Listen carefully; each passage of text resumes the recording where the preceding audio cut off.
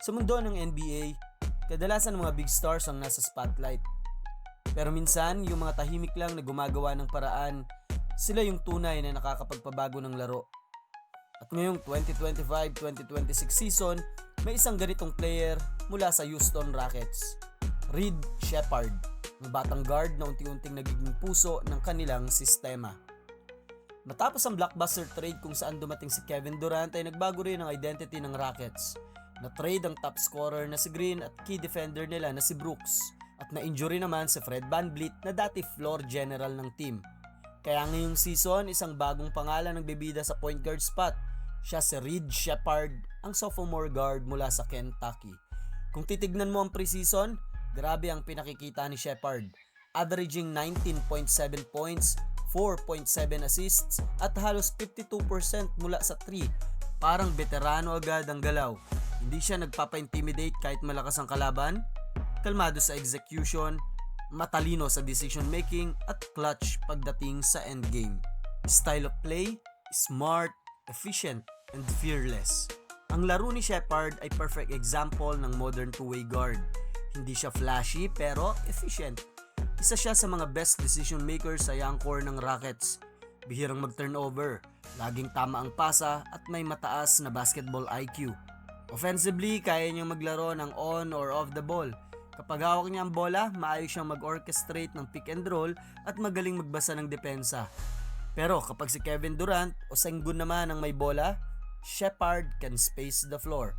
Lethal siya sa catch and shoot threes, shooting above 50% sa preseason. Defensively, underrated din. Mabilis magbasa ng passing lanes kaya madalas may 2 steals per game at hindi natatakot sa mga bigger matchups sa kanya. Kung tutusin, siya yung tipo ng player na nagbabalance ng offense at defense ng buong team. Malaki ang may tutulong ni Sheppard sa Rockets dahil naniniwala ako na siya ang missing link sa kanilang bagong identity. Si KD ang superstar scorer, si Sengun ang creative big, si Amen Thompson ang athletic playmaker, pero si Sheppard ang glue na magdudugtong sa kanilang lahat.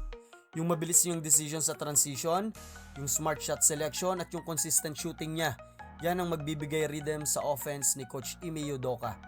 At sa defense, siya yung unang linya ng resistance, hustle, anticipation, at communication. In short, siya ang guard na hindi lang scorer kundi floor stabilizer. Pero syempre, hindi madali ito. From being a rookie to now being the starting point guard of a contender, malaking responsibility yan.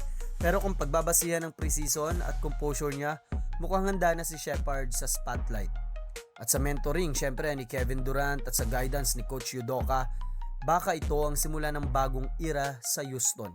Isang team na hindi lang umaasa sa superstar, kundi sa chemistry at smart basketball. At sa papasok nga na season, Reed Sheppard carries the weight of expectation. Pero, dala rin niya ang potential ng isang future star. Can he be the key that unlocks the Rockets' championship dreams?